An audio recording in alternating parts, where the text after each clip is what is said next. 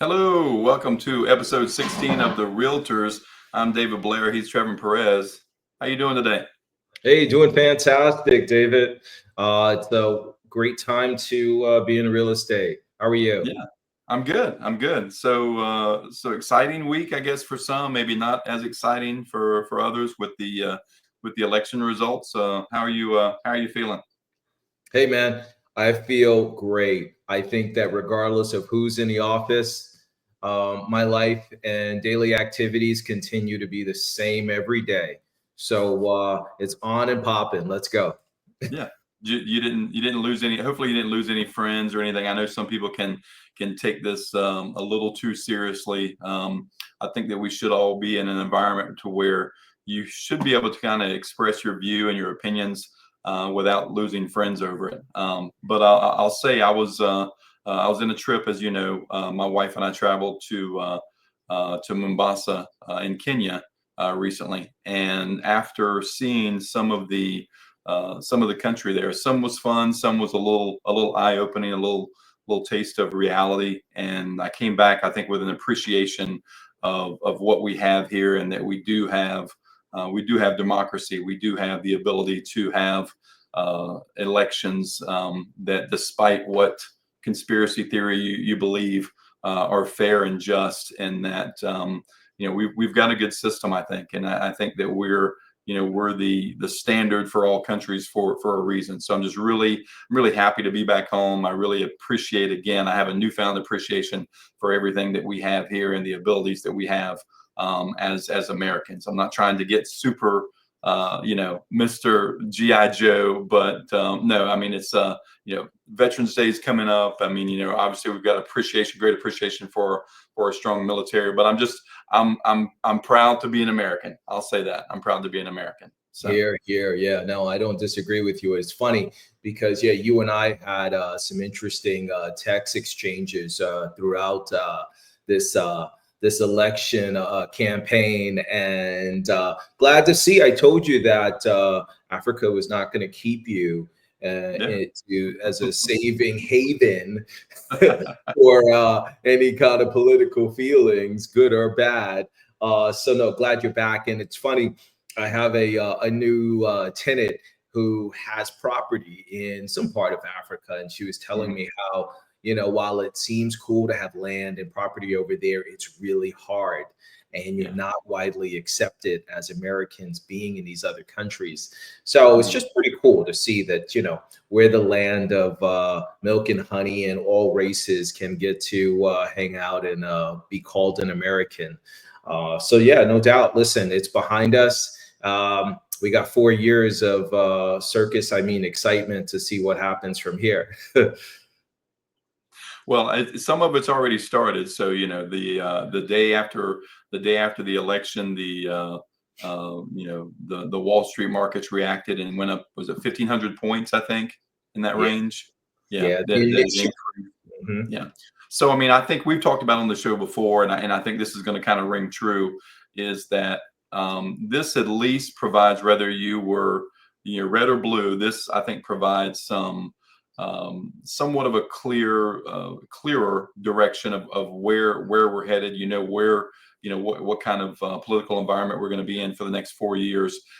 So I think that takes away some uncertainty again, and I think you and I discussed this offline. I don't think that people were necessarily sitting around saying, "I'm not going to go out and buy a home until we find out, who becomes president." But there are some points that uncertainty is the thing. If it's uncertainty in your job market, and where you're going to be, depending on what work field you're in, those things can definitely have an impact on whether you think it's a good time to buy a home, because it's the single biggest investment that you're ever going to make. So within that, we'll see what happens. We'll see what happens with the Fed. So the Fed did some stuff too. You want to talk about that for a minute? Yeah, sure. The Feds announced on Thursday of last week that they were dropping the national interest rate down 25 basis points.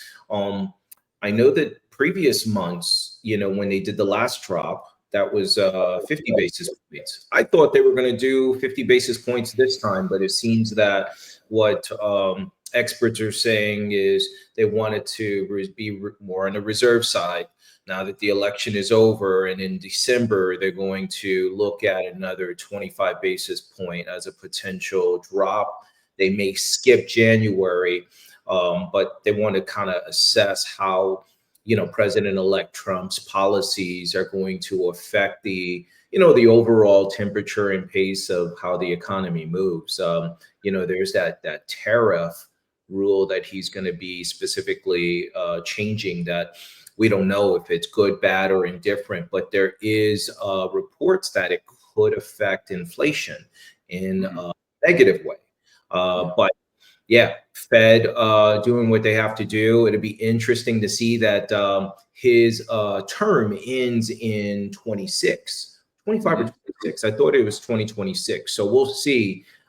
It's obvious, though, that President-elect Trump has already said he wants to get more involved in that. And, that's a separate entity that is allowed to operate without any impact from the president or our government. So let's see if he can get them to be more motivated to reduce the rates even more. Yeah, I was trying to find an article that I wrote that was sent to me this morning by one of our mortgage reps, and kind of a sneak peek out there. You and I talked about, we're going to do a series starting in about a week, kind of a 4-part series where we're going to kind of go through that process of getting you ready to actually buy a home and just what the steps are involved. The first step always is your pre-qualification and getting a mortgage. So we're going to have a couple of mortgage reps from our local markets on the show to talk about what that looks like, things that you should look for in that. Then we're going to have home inspectors. We're going to have a couple of home inspectors on. So that's the next part of the process. Insurance rep, and just have the professionals that are going to help you in your market. And we're going to try to arrange to have someone from both of our markets, both from Northeast Florida and Central, as you call it, in your area. So look forward to that in the weeks to come. So one of the articles I was trying to find was, I think there's going to be another adjustment or another meeting in the 18th of December. Is that right? Somewhere in there. And then I think so what I was reading is that they thought that there would be another adjustment down possibly in December, and then January 29th or somewhere in there they meet again, and they thought that would probably remain neutral. There probably wouldn't be any kind of cuts. So we'll have our mortgage reps, since that's right in their wheelhouse, maybe discuss what that means, because when you see oil decrease by 25 basis points, I think a lot of times, incorrectly, buyers think, okay, well, that means that, that the rate that I'm seeing every day adjusts down. And that's not, as we know, that's really not the case. So just still kind of waiting to see, what that's going to look like. Yeah. Let me just comment that the rate that we see get dropped by the feds is particularly the rate affecting the banks. This is what the bank is paying to the federal government. So the banks are instantly getting a decrease. And at some point, this decrease will trickle down to the rest of us, but not at this point. But it's a great change in the right direction, since we haven't had a change like this in several years, on the inflation side of things. And what's good is we're down to 2%-ish range on the inflation level, which is where our inflation should be on a yearly basis. Good.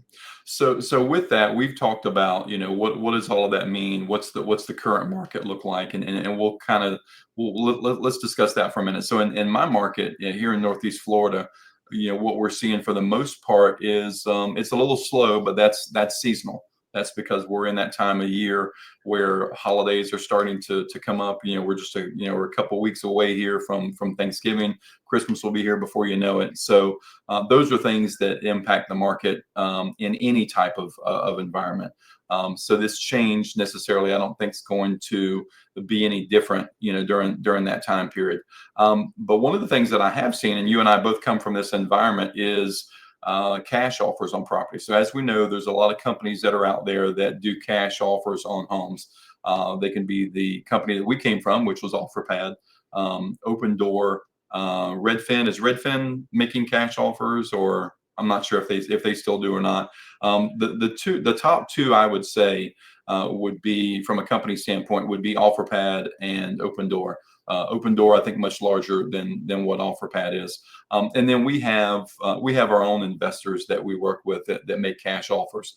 But what I'm seeing is I'm seeing a little shift in that market, and whether that's a viable option for sellers like it was the last 2 years. So in the last 2-3 years, I started with Offerpad in 2020, I think.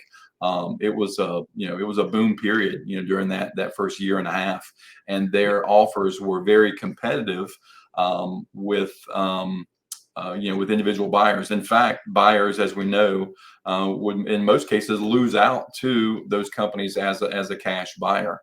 But I don't think you have to really worry about that right now in the current market. I'm not seeing that as an issue, because I'm seeing the offers that come in from these cash companies being, at one point I said 75 to 80% of retail. I'm seeing 50 to 60% right now, an offer that comes in versus what you could get on the open market. And in that scenario, so tell me what you think as a seller. Why would you go that route at this point? I mean, I don't think it's a viable option right now. What do you think? I agree that the cash offers are extremely low right now. I think one scenario why a seller might consider doing it is their back is against a wall. Case in point, I have a client who is in the Sarasota market. Now that whole area is considered a flood zone. So now they had to pick up flood insurance. They have a rental property. Now, instead of making $200 to $300 a month in profit, now it's only $100, maybe $50 a month in profit. And they just need to let go of that property. But let's face it, the sales are slow. It's the seasonality, like we discussed, you explained. And the cash offer is the nicest way to explore getting that property off your hands. You're going to take a haircut with the iBuyers. And maybe you're just like, you know what, let me just cut it out and take a loss now to avoid that next hit if, God forbid, a hurricane comes. In fact, I think we're expecting one next week, the last one of the season, hopefully. But I think that's the only reason why. It's a iBuyer, or it's one of these wholesalers or smaller regional investors. Yeah. I've had like within this past week, I've spoken with several customers that were looking. As you know, they still submit requests for a cash offer, and I've taken a look at that. And the cash buyers that I'm seeing right now that are in the market, that are looking to purchase, are not looking for homes that are in turnkey condition. So the thought would be, okay, well, maybe they want to buy the best homes that are out there. Actually, it's just the opposite. I find is that they're looking for properties that are in severe need of repair, so that they can go in, probably and kind of build some equity themselves as far as doing the repair to the home, getting it renovated, and then turning it back over. And I see that some of the properties, and you and I have discussed this in the past, some of the properties right now with the cash buyers that maybe they should maybe take a look at, they don't, for whatever reason that is, and that's just because of their strict, what they call their buy box. And that just means for those of you that haven't heard the term, a buy box with a cash company is simply, that's the parameters that they look within. So for example, maybe they only buy homes that are built between 1975 and currently. They don't buy anything past that. Maybe they don't buy anything that's over an acre. Maybe they don't buy manufactured homes. There's several little boxes that you check off on what they buy and what they don't. And I think the average seller out there, you don't know that obviously until you submit the property to one of these companies and find out if they're going to be able to generate an offer. But the majority of what I'm seeing right now is they're not able to make an offer. And if they do, like we just discussed, it's a pretty low pitch. I mean, it's pretty, it's obviously to their favor, and it's one of those scenarios that, okay, if we buy this, we're probably going to hit a home run with it because we're going to be able to do some renovation, turn back around, and get it resold. But I think the market's even affecting those cash buyers in the sense that they've got to turn around and they've got to become a seller now. They buy it as an investment, but now they've got to turn around and they're in that seller's position to where they have to put it back on the market and they have to compete. So they have to be able to buy the property at an extremely low price to be able to renovate it and then put it back out there at a value so that it sells quickly and then get the return on the investment. I think where it hurts companies like that is carrying costs. And that's what everyone needs to look at when you're looking at a cash offer, is that, well, they just gave me, this ridiculously low offer. It's for a reason. It's a business for a reason. And like you said, if that works for you from the standpoint of, I've got to sell this thing quickly, I've got to get out from underneath it, I've got another property I want to look at, then maybe it's still an option. But I just don't think it's nearly as strong of an option as it was 2 years ago. Yeah. So, Yeah, so seasonality we're talking about with. Let me just jump in real quick here. Give you a chance to catch your breath. Offerpad and Open Door are both trading extremely low on the stock market today. They're, Open Door is at $1.86 and Offerpad's at $4.81. So I mean, the iBuyer market is just hasn't been doing well for a very long time. Which explains Did you why. say Offerpad's over $4? Yeah. Really? Yeah. Yeah, a little higher than Open Door right now. Yeah, by $3 and change. Because if I'm not mistaken, I mean, weren't they under a few months ago? They were under $1, I think, weren't they? Yeah. They're doing so. Let's face it. The reason why we left Offerpad is because they were moving toward that Zillow model of selling leads, and clearly that has improved their financials. And they obviously laid off a ton of people, right? So you remove all that cost, and now you just have pure profits that can really speak better to your stock performance. Yeah, that is. I'm surprised. I'm surprised to hear that, because that is a really big improvement. Because I know just a couple of months ago, I think. We still speak with people that are still with that company and that were with the company before, and they were well under $1. So that's interesting to hear. So we'll keep an eye on that. I should have bought when it was 39 cents per share or whatever it was, a few months ago. Yeah, right. So seasonal housing market update, that we're kind of talking about is kind of more of the same in regards to what happens this time of year. It's getting into that point to where you're probably, if you're trying to close on a property by the end of this year to file homestead for it, next year, and want to have that purchase going this year, you're probably, what would you say, about maybe 30? You got about maybe 30 days left to do that. Maybe, yeah. Yeah, so you gotta move pretty quickly. I mean, I think if you're a buyer out there right now, I think you're in a pretty good position. I think there's not a ton of inventory, still, which is a little surprising in a slower market.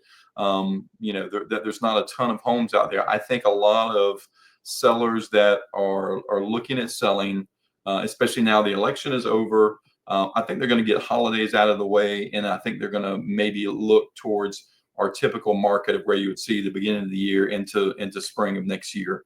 Would you agree with that?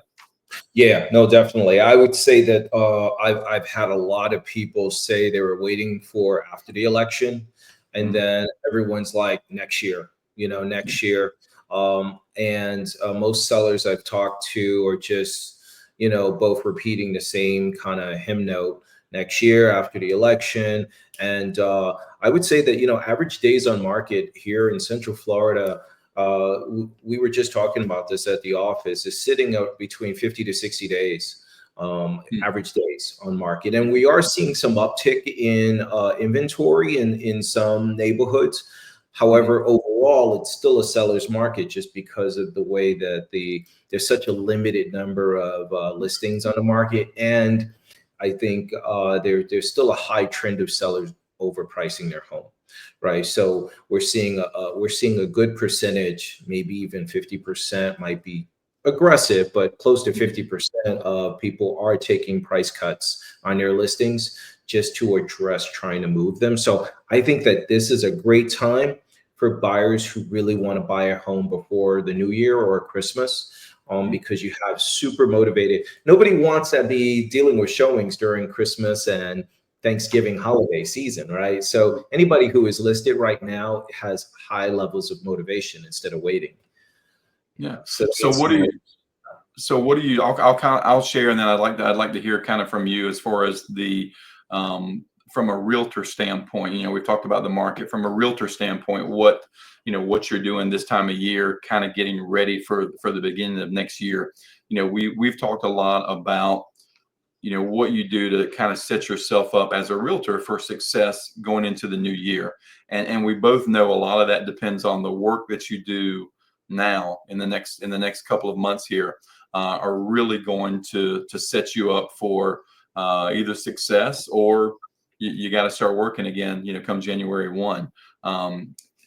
Some of what I do, I try to take a look at, and what I'm actively doing is going back and touching the my current database and just letting them know changes. We actually had a change in our company that's going to be announced to where we're partnering with another large real estate firm here, and we're going to form. We're ERA Davidson Land. We're going to be known as ERA One Team. Actually, here within the next couple of weeks. So something I'm pretty excited about. We're expanding into some different markets. It's going to make our office, I think, stronger. We're going to have some areas that maybe we didn't do a lot of business in. We're going to have a property management. We're going to have a commercial division now, and that's something that we didn't have before. But what I'm trying to do is to again reach out to that circle of influence, sphere of influence, as all realtors call it, and just kind of let them know, hey, this is where I'm at right now. We've done business in the past. We've got a good relationship, and just let them know kind of what's going on.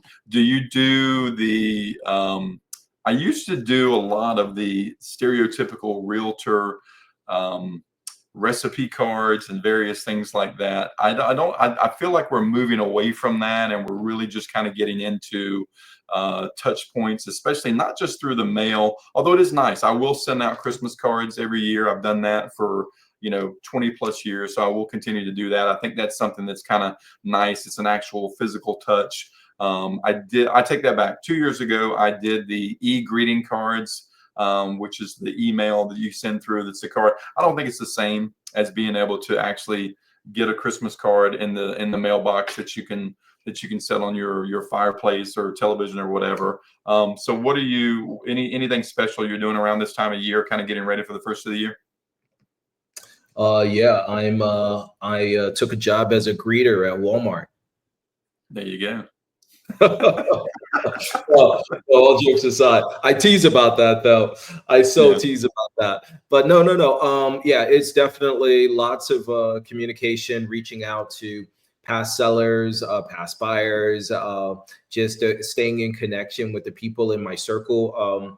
Funny enough, and we didn't talk about this off camera, but one of the things I'm doing, my daughter plays high school basketball.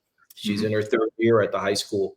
And, every year, like any program, they want you to donate money to their efforts so that these kids don't have to ask their parents to pay for the new latest Nike or Adidas or whatever gear that they're going to wear for all of their season games. And so every year we give the same emails, we donate. And I was talking to the coach over the last week, and I was like, man, what's the sponsorship program like? I've looked at their PDF. It's pretty expensive. I'm like, I don't know that I would ever entertain that. And so we start talking about what other options are available. So I'm like, oh, for the whole season, it's a great price. It's something I should have been doing for all the years I've been a realtor here locally.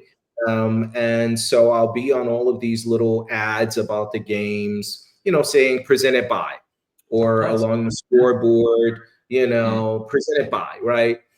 Those little touch points that might make a difference goes a long way. So I'm like, okay, let me do that. It's a good cause. It helps my daughter, it helps the team. Mhm. and it gets my name out there to maybe one person, in Yeah. my universe might say, oh, that guy's a realtor, along with the 50 million other people who are realtors, right? Sure. Whatever, right? Yeah. But besides that, so that's probably the newest thing I'm doing. Mhm. I definitely love the idea of direct mail pieces, but you hear that you got to be so consistent with it on a long term Yeah. basis. It's ad nauseum. I've tried them over the years, and I don't think I've stuck with them long enough. So I think it's about trying to touch people, pick up the phone and or text, email.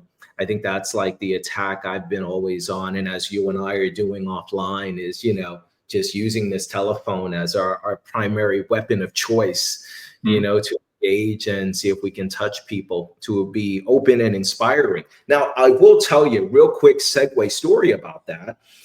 There's people who knock on our door for cable service or the alarm service or whatever. I have this kid who's knocked on my door religiously now for 2 weeks. He shows up on one of these like e-scooters, and man, aggressive but Mhm. nice. And it's like, wow, as a realtor, how cool would it be if you were that aggressive to just be knocking Oh, on yeah. these doors, work in the neighborhood, pleasant Mhm. attitude, not taking Mhm. anything personal, I'm just like, geez, that would be a really cool game of attack. Are you big into door knocking? So I used to have door hangers that I would that I would put with my business card, and I would drop those on doors of for sale by owners that were selling on their own, just to kind of give them some, I'd have an information pack that I would give them that basically, okay, these are some of the title companies I use, and just kind of actually offer some assistance rather than immediately trying to say you're not going to be able to sell this house. You need to list with me, because no for sale by owner wants to hear that. What That's is what's that? happening to your door hanger. Exactly. So yeah, again, it's all a numbers thing on how much that works. You can't put things in the mailbox, obviously, unless they have postage on it, because that's illegal. So you can't do that. But you can do door hangers. So a lot of times I would do that. But you do feel kind of funny sometimes now in the current environment of just walking up to someone's door, putting something on there, and you almost feel like you have to hurriedly run back to your car after you do it. So I don't Yeah, do it as much, yeah, or probably at all, really, if yeah. I'm being 100% honest with that. What about, so the other thing I'm doing that I didn't mention, I've been scheduling open houses every weekend. Yeah. So for the month of November and December, well, when I'm back in December from my trips, I'm going to try to Hmm. have a weekend of just open houses. I Yeah. figured it doesn't hurt to have that point on point contact with the people who are actually on the market. I mean, Hmm. what's your take on open houses, especially around Well, this time of year?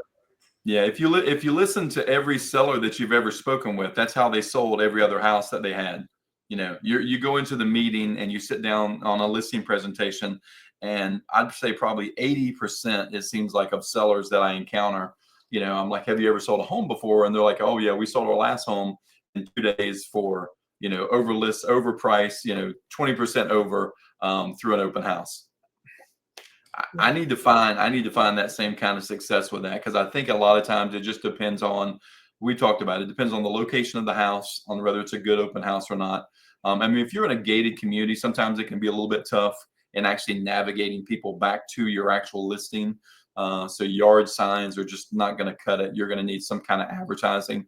You can do events now. You can do events through Facebook where you can actually post an open house as an event. And I will say that when I've done them, I've actually done that. If I've taken the time to do it correctly and kind of canvas the neighborhood a little bit, you can go around to, it just really just depends on how far you want to spread out from that listing, but certainly the surrounding neighbors, and just drop a flyer and say, hey, hey, you want the ability to maybe choose your neighbor? Here's a flyer. We're selling this property.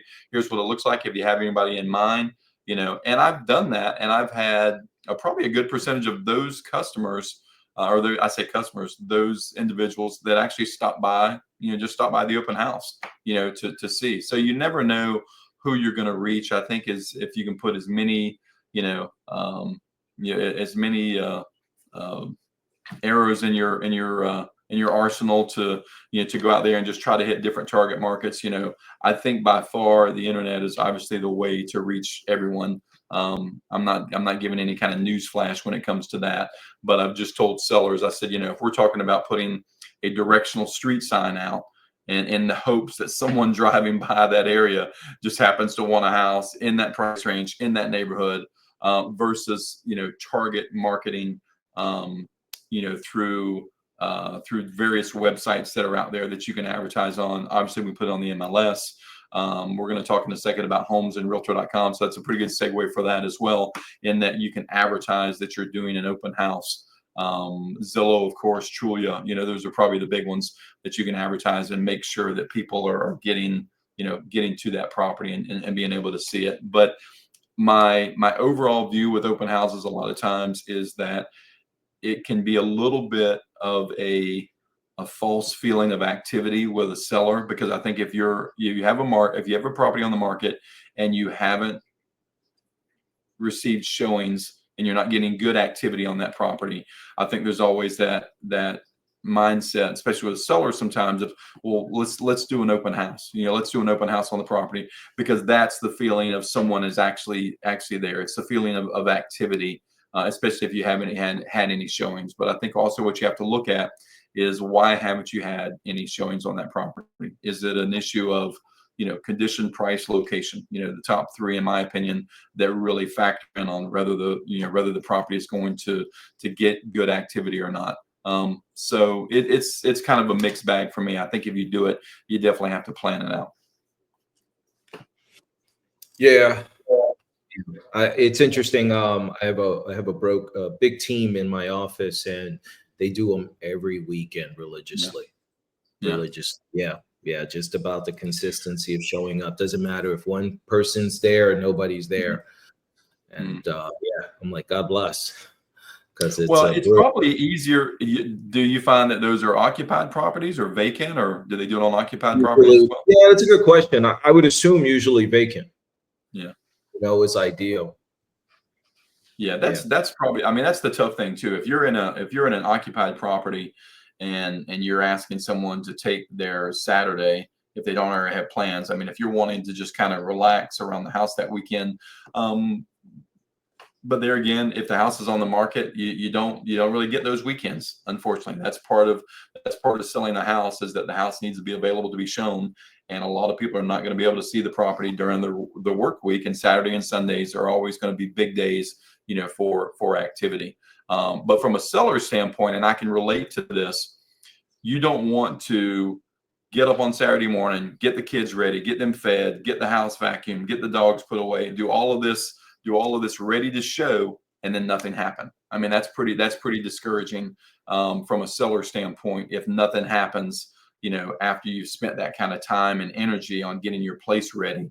But I also think you have to look at where you're at. Are you priced to sell in that current market? Because if you're not, no amount of advertising or anything is going to overcome pricing on the property. If you're priced out of range for an area, there's nothing that you can do. You can bake as many cookies and leave bread on the counter during an open house all you want. No one's going to be there to eat it or see it. So just my take. No, that makes sense. Well, that takes us right into this conversation on just the overall national MLS, and who's actually getting the leading share of online eyeballs and attention for our listings online. So far, Zillow has become the disputed 800-pound gorilla in our space. And you early on in our episodes of this podcast had, strong feelings about that. And so now we see, as of today, there's a lot of attention on the control and power that Zillow has, when in fact, this whole conversation of the NAR after the lawsuit has really changed a lot in our industry, dynamic wise, right? Which we forget that we don't include in our conversation about the holiday market.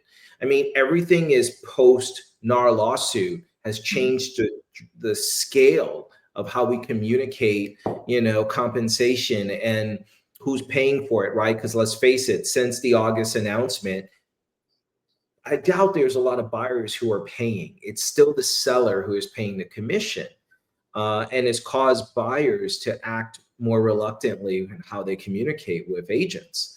So, going back to this whole conversation with Zillow being the driver in the activity, companies like Compass, my broker, is actively fighting this case in that we don't want Zillow to become the national MLS of record to drive buyer activity, because then all they do is go sell those leads right back to us when they originate with us in our industry. It's a fascinating situation because then you have these two independent players, Realtor.com and Homes.com, who are fighting to catch up to Zillow. I mean, going right back to your soapbox about Zillow, but in the grand scheme of what we're talking about here, how do you feel about that? I feel the same as when we did the earlier episode. I feel the same. Now it's one of those things that you can't. Can you reverse the tide? Probably no. I don't think that you can do that. But stranger things have happened. I asked this: if you're Zillow and you woke up tomorrow in an environment to where you no longer had direct access to pull listings that we generate, that we go out, we meet with customers, we sign a listing agreement to market their property. If you no longer had free access to that, where would you be as a company? You'd be out of business. You would be out of business. I mean, that is what they sell. Is they sell and market properties that are listed by realtors. That's what they do. And nothing has changed with that. Ironically, I find it really tough to believe that as much technology has advanced in real estate, just in my time and your time of being realtors, that nothing has changed. At one point, you have companies like Zillow that come along and they're breaking all the trends. They have this ability that we didn't have or we didn't know about through the National Association of Realtors. And you had these companies like Zillow that said, okay, well, we can do this to market your property. We can do this. How have we not advanced in our ability to do that for ourselves through the multiple listing service? We collect, every multiple listing service that's out there collects dues and fees from every single realtor that's a member of that association. So how we have not advanced our technology to be able to do the same thing that Zillow does. I just don't see anything that Zillow does that we couldn't do for ourselves from a standpoint of marketing, the properties. So it's a tough pill to swallow, in that you're offering up, this is my, intellectual property, if you will. This is my listing. This is my hard work. Here it is, Zillow. Now please sell it back to me so that I can reach buyers. It's a weird dynamic that I'm surprised no one has stepped into that space to change it. But you look at the other companies, and you had mentioned a couple of them that you wanted to discuss today: Realtor.com, Homes.com.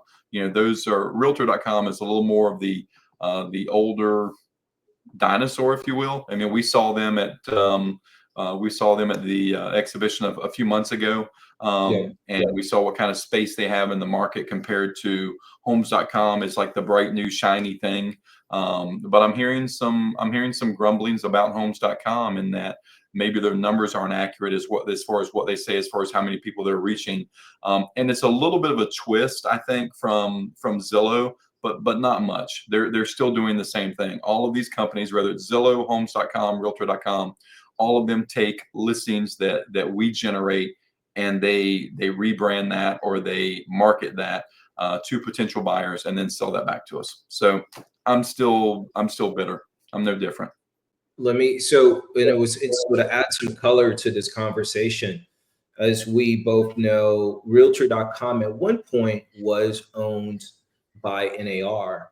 NAR sold it to a third party, And it seems that that third party, I haven't gotten to the crux of it, but maybe some of our guests or comments from Mhm. guests can comment about how and why did Realtor.com, when it got sold to a third party, get allowed to share maybe proprietary information as it relates to the MLS and to the nature of our business to a fledgling little baby gator named Zillow some Mhm. years ago. Because what's happened, and I'm just looking up the market cap, Zillow's stock price today is $73.81. Right. Their market cap, $17 billion. What the Yeah. F? So to me, I see why they've been able to jump over leap and bound in our industry, because no one has had the level of cash flow and an attack on engineering and technology to dramatically impact one industry like Zillow has. It's like Tesla to automobiles, Mhm. you know. It's so dramatic in the changes and the effect. And as I understand, Homes.com was bought by CoStar. CoStar is one of the big powerhouses in the commercial space. Mhm. So while they're spending tons of money to try to compete and capture eyeballs, it's a little late. You know, Yeah. it's going to take some time for them to catch up. And then when you look at traditional brokers like Compass, and let's face it, when I joined Compass just 60 days ago, I had no idea what I was walking into, you know. And I'm sure from the leaders at Compass, they're like, "Hey, we spent $50 million on this lawsuit, this NAR lawsuit," Mhm. and they're like, "I'll be damned if other big entities like a third party Zillow is controlling our industry and the makeup of who we are as a company." So you know, it looks like a lot of the big brokers are doing different things to fight and attack and help NAR make better decisions. Mhm. Uh, but wow, it's a great soap opera. So it'd be interesting to see if we can get some real changes in place, you know, in 2025. So let's really go down a rabbit hole here for a minute in a hypothetical. So Yeah. if you're a seller, and obviously with the changes that we had, those changes were to protect sellers from overpaying in commission. So if you're a seller, you have a legitimate argument, I would say, with a company like Zillow that they are actually profiting from your property with what they do, and they are. Because I mean, now you can look at it two different ways. You can look at it from a standpoint and say, well, they're marketing my home. They're marketing my home to hundreds of thousands of buyers that are out there. So that's ultimately helping me. Correct, they are doing that. But what they're also doing is they're generating their income from that and from those leads that they sell back to real estate companies in large volumes, and you as a seller aren't getting any piece of that pie. So you could go a lot of different ways with that. You know, same thing as if Zillow was out here, which they are, and they're saying, okay, well, we're going to sell these zip codes to you, Trevin, in your market, to have access to these buyers that are looking at again your listings that are out there. Then where's the where's the catch that we can't do the same thing as brokerages and say, okay, Zillow, fair enough. If you want access to our listings that we're out here working and generating, there's a fee for that. It's going to cost you. It's going to cost you for that. Now the only thing that I've seen, and this was from a broker that I worked with a few years ago over in Coldwell Banker, is that he tried the loan fight. He was the one angry man shaking his fist on his lawn, and he tried the loan fight of saying we're going to opt out of IDX and not allow you to show that property. And that's an option through like List Hub is one of the syndication features that come through some of our multiple listing services. I don't know if you guys have that where you're at, but we have what we call List Hub, which is a syndication feature. So basically, what it does is when you put a property onto the multiple listing service, you can syndicate that listing, which gives permission for sites like Zillow, Trulia, Realtor.com, Homes.com, you name it, to go in there and pull that listing and advertise that on their website. So that's what Zillow is doing. Zillow has just done it to a level that none of the other companies are doing that yet. Because if you go to, for example, I'm with the ERA franchise, but if you go to a Remax or to a Century 21 or to a Coldwell Banker, or to your brand, you can go to their websites, and I'm sure you can probably find your listings on that site, and it's through the IDX feed that comes in there. But those companies aren't reselling that information, to other agents that are out there. They have it available for buyers, but they're not reselling it. So it's something that I'm going to continue the fight somehow, and we're gonna get this corrected. It might be episode 1016, but we're going to get this adjusted somehow. I agree. I'll tell you, just on the last thought on that, what Compass is doing, which is pretty cool, is similar to what you have available in the Northeast portion of the Florida. Is we have a coming soon sort of element. We have an internal private space on just our website for only our customers and brokers to see listings before they even hit the market. Then there's a brief segment where we have a coming soon, and it complies with the MLS rules. And so it's a here's our preview, our coming soon, then boom, it's live. And it's crafted in such a smart way. So it's something that I'm hoping to get more traction on just in my business, particularly just to give some kind of competitive edge here. Because let's face it, when we go back to OfferPad days, it was no different when we were just shopping cash offers off market. It's essentially a pocket listing, and you're not going to hit the days. I think the days on market piece of the MLS is what the biggest killer is for me. I have clients who are sellers, and they're just like, man, Zillow says this, but it's really not that. And I'm like, I know, I'm sorry. It's nothing we could do about what Zillow does and how they portray the information. They have some level of authority to do what they want with our listing data.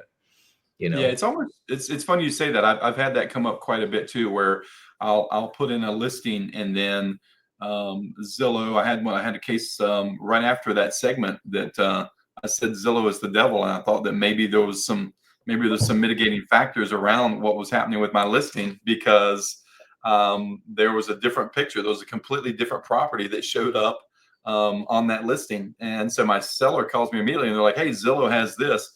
And again, like you said, we don't have control of that. I think there's a big maybe a big segment of the market out there that thinks, oh, well, you're working hand in hand with Zillow. Actually, we're not. Zillow is their own company that borrows our listing information and puts it on their site to gain revenue. So maybe in the future, I'll tell you what we're gonna do. I'm gonna look up and do some research on the powers that be with Zillow, and then maybe I'd love to have somebody from Zillow actually come on, to the podcast and kind of explain their side of it. Everyone has a side and a version of this, but I'd really love to hear what their side of it is to the justification that you're taking this information and then you're reselling it. I'm sure it has everything to do with, well, we're marketing these properties, we're giving you the ability to to sell these properties. But I just think that if they weren't around, I think we would find, and I'm just surprised that we haven't yet found the ability within the National Association of Realtors to really, kind of put our heads together and just, say, hey, this is a way that we can, promote our company, our sellers' interest in that are selling their property, and even buyers, as well. Because I think, go ahead. No, I was going to say and add, like, why there should be some third-party entity like NAR, National Association of Realtors, who say, hey, Zillow, okay, if you're going to operate this way, you can't also buy some of the biggest transaction databases, Dotloop, right? They own. You can't buy Showing Time, which they own. And you can't buy whatever other tools that they own, which, they're just creating a monopoly. and it's impossible to operate outside of them. But But there don't you should think? But don't you think that the National Association of Realtors is really, they have and they continue to empower Zillow to do this? I mean, they really, they're not standing in the way of it. I mean, like I said, at one point they didn't have the technology, and Zillow came into the picture. Zillow started as the valuation model, of saying, okay, this is what homes are worth based on this algorithm that we've come up with of an average of zip codes, and we bought into that, and we're continuing to buy into that. I know my current brokerage, we have a Zillow Flex team. I'm not on it because I choose not to be, but I mean, they have several teams, and they pay a lot of money, to these companies to basically get information that we're creating. It's tough. It's a tough pill for me to swallow. I just can't. I can't get past it. But I think what's happened though is, from a brokerage standpoint, you look at it and say, this is what it is. This is what we have to work with right now. They are the biggest player in the game, and if you want to reach these masses, this is what you have to do. And until that changes, until there's an alternative, it's not going to change. It's not going to change, because I dislike it or any agent that's out there that dislikes it. They're going to continue to be able to do this until there's an alternative, which we'll see. We'll see what happens with that. Yeah. I'm hoping to see some big results out of this brokerage battle, the brokers versus MLS and NAR, and how all of this shakes out. There got to be an end result here soon. Well, that's how it starts. You got to have one individual, one company, one broker that's willing to kind of to step out, and try to make some change. So we'll see. So the next, into the rap mode. Were you about to start busting Eminem's One Chance? You got one shot. No, but I will say I'm probably in that mode, because completely off topic with real estate, but just because I enjoy it, and because of that's in my I'm gonna date myself as far as age. There is a documentary that is on,